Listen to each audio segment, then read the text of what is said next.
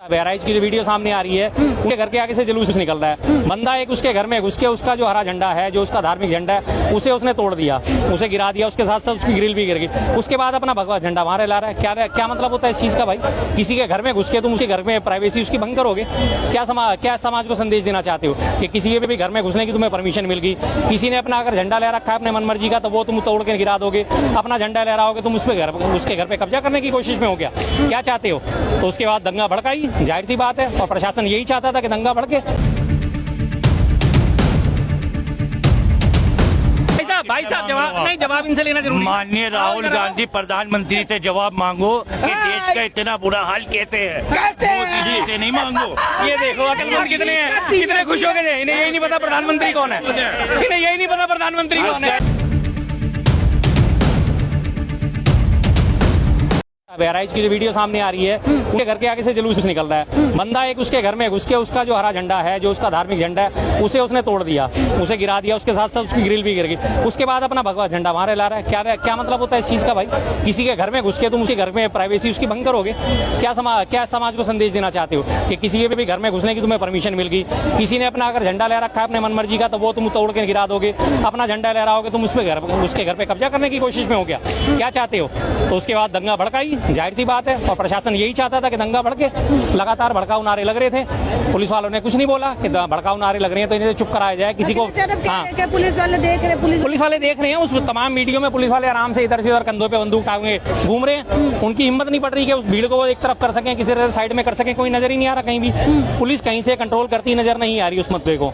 जब मुद्दा भड़क गया पूरी तरह, अच्छी तरह जब आग फैल गई है, अब जाके पुलिस वालों के बयान आ रहे हैं कि हम दंगा नहीं भड़कने देंगे। और डीजीपी की एक छोटी सी वीडियो वायरल हो रही है, 6 सेकंड की, हाथ में पिस्टल लिए घूम रहे हैं कि ठोक देंगे।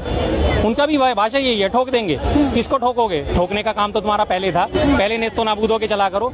आज से 20-50 साल हो गए यहाँ पे। हमारे पुरानी दिल्ली से लगातार जब रामलीला के दिनों में यहाँ से सवारी निकलती है, फतेहपुरी मस्जिद के पास से होती, बल्ली महारान से होती हुई, जामा मस्जिद के पास से, नई सड़क से होती हुई, लगातार हौज काजी होती हुई वापिस आके खत्म होती है। आज तक कभी कोई सवारियों पे किसी ने कोई उंगली नहीं उठाई।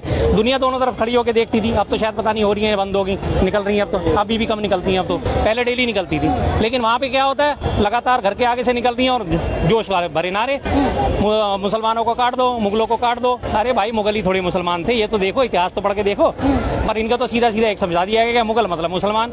मुगलों ने किसको हराया था? मुगलों ने भी तो मुसलमान शासक को ही हराया था, इब्राहिम लोदी को हराया था, पर वो नजर नहीं आएगा इन्हें। एक वो सीधा सीधा नैरेटिव पकड़ रखा है कि उनको काटो और बांटो और ये करो। ने बोला कि जब लाउड स्पीकर चल रहा था तब भी तो ध्यान देना चाहिए ना, लाउड स्पीकर में क्या बज रहा था। बिल्कुल ठीक बात है, भड़काऊ नारे बज रहे हैं, भड़काऊ गाने बज रहे हैं। और जो बार बार हर बार इसी तरह की रैलियों में नारे लगते हैं, जो बाबर तेल लगाओ डाबर का, वंश मिटा दो बाबर का। तो भाई क्या मतलब है इस चीज का? तुम्हें अपनी आस्था प्रदर्शन करनी है, अपनी आस्था प्रदर्शित करनी है तो अपनी आस्था के गात गाओ, भजन गाओ, अपने आराम से राम राम करते हुए यात्रा निकालो। दुर्गा यात्रा निकाल रहे थे तुम, दुर्गा ने चालीसा पढ़ो, दुर्गा सप्तशती पढ़ो। क्या जरूरत है तुम्हें दूसरे को प्रोवोक करने की भाई? जब ऐसे करोगे तो दंगा भड़केगा। और प्रशासन ने क्या, वहाँ का शासन ही यही चाहता है कि दंगा भड़के। आने वाली सीटों में जो है वो चुनाव है, जो 10 सीटों पे वोट गोल बंद होगा तो हमें मिलेगा, सीधी सी बात है। वही वो चाहते थे, वही उनकी मंशा पूरी हो गई। प्लानिंग की तरीके से हुआ है क्या? प्री प्लानिंग है? प्री प्लानिंग ही होती है। अब इसमें मारा कौन जाता है? ये तो देखो ना, कि हर आम आदमी को मैं बार बार यही अपील करता हूँ, भाई नेताओं के बहकावे में मत आओ, इनके चक्करों में मत पड़ो। गृह मंत्री जिनके ऊपर पूरे देश की सुरक्षा की जिम्मेदारी है, उनका बेटा तो जय शाह बैठा हुआ मौज ले रहा है, आईसीसीआई का अध्यक्ष भी बन गया, उससे पहले बीसीसीआई का अध्यक्ष भी बन गया। और तुम क्या कर रहे हो? तुम जाके लोगों के झंडे गिरा रहे हो, बाद में तुम गोली खा रहे हो। तुम्हें क्या मिला? तुम्हारा घर परिवार तो रुल गया। अब 2-4 दिन तो सारे नेता मिलकर रोटियां सेक लेंगे इस पे, इस लाश की राजनीति, इसके ऊपर लाश के ऊपर राजनीति कर लेंगे। उसके बाद तुम्हें कौन पूछने आ रहा है? 2-4 जगह फंड रेजर हो जाएंगे, फंड खा के बैठ जाएंगे। पीड़ित के लिए न्याय दो, हम इसके लिए फंड इकट्ठा करो, सोशल मीडिया पे कैंपेन जम जाएगा, लाखों रुपए बटोर के घर में लेके बैठ जाएंगे। और उसके बाद वो पीड़ित अपना घूमता रहेगा। 2002 के गुजरात दंगों का याद है आपको? गोधरा कांड में अशोक जो था, अशोक परमार नाम था उसका, जिसे राजू मोची भी कहा जाता है, उस वक्त भी मोची था, पोस्टर बॉय बना, तलवार उसके हाथ में थी, माथे पे उसके श्री राम का पट्टा बंधा हुआ था, और उसने बढ़ चढ़ के दंगों में हिस्सा लिया, उसका खूब बुनाया गया। आज भी वो बैठा हुआ अपने जूते सही कर रहा है, आज भी उसकी जिंदगी में कोई बदलाव नहीं आया। उत्तर पूर्वी दंगे देखो, दंगे भड़के थे। एक देवेंद्र यादव नाम का लड़का था, जिसे पहली बार सबसे पहली सजा उसी को मिली है, 5 साल की सजा मिली है, दिहाड़ीदार मजदूर था, सारा उसका फैमिली बिखरी पड़ी है।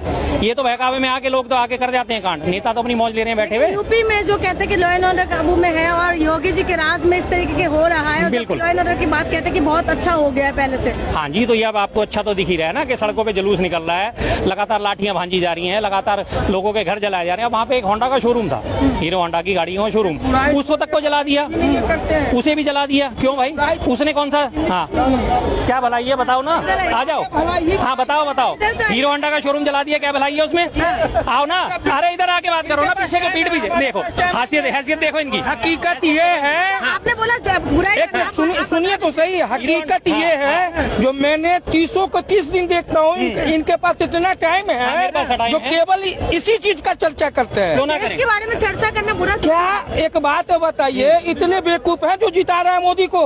एक ये शख्स ऐसे हैं जो कहते हैं जो उस सबसे बड़ी कमी उसी में है। आपके मैं बता रहा हूँ ना, इन्होंने कितने बेवकूफ हैं, तो बेवकूफ ऐसे ही हैं। हीरो होंडा के शोरूम में आग लगी, फिर भी ये मोदी को वोट देंगे। मणिपुर की देखो, मणिपुर की बहन बेटियों को नंगा घुमाया गया, फिर भी मोदी को वोट देंगे, देखो ना। चैनल चलाना है मणिपुर के, अरे मेरे चैनल कोई नहीं है, मेरी बात सुनो, मुद्दे की बात। मणिपुर में बहन बेटियों को नंगा हुआ है, फिर भी वोट दोगे ना?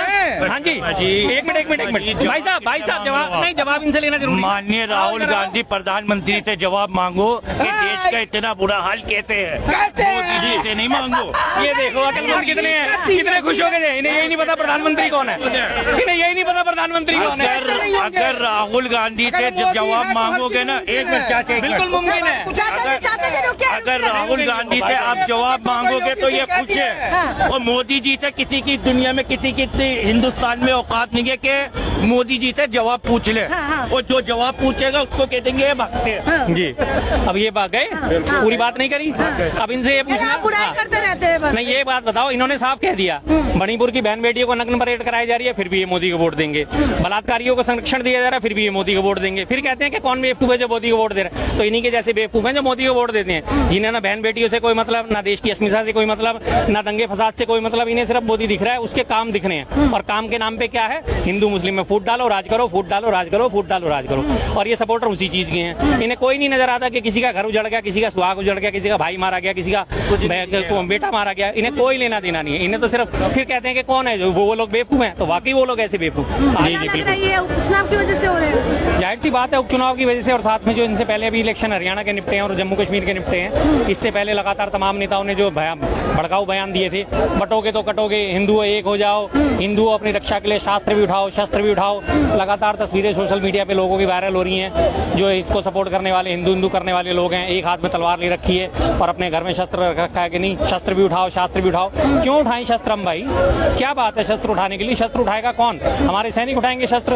अगर बॉर्डर पे हमारे साथ परेशानी तो सैनिक शस्त्र उठाएंगे। हम अपने घर में किसके लिए शस्त्र उठाएं?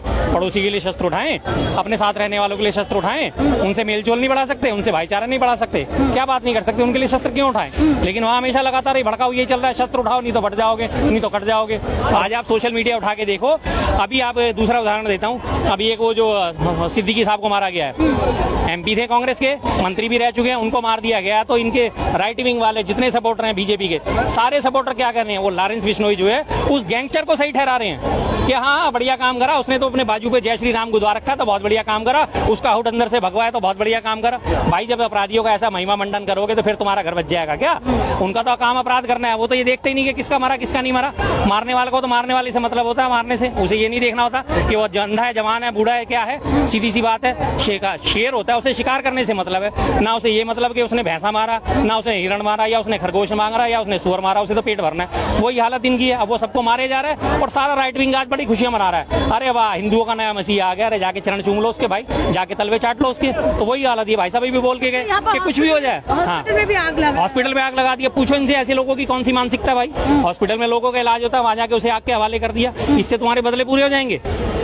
गलत काम तुम खुद करो। मेरे घर में कोई घुस के मेरे जबरदस्ती करके मेरा फर्नीचर तोड़ दे, मेरे घर में उपद्रव मचाएगा, तो क्या मैं उसे आवाज नहीं उठाऊंगा? क्या मैं उसे मारूंगा नहीं? क्या मैं उसे घर से बाहर नहीं निकालूंगा?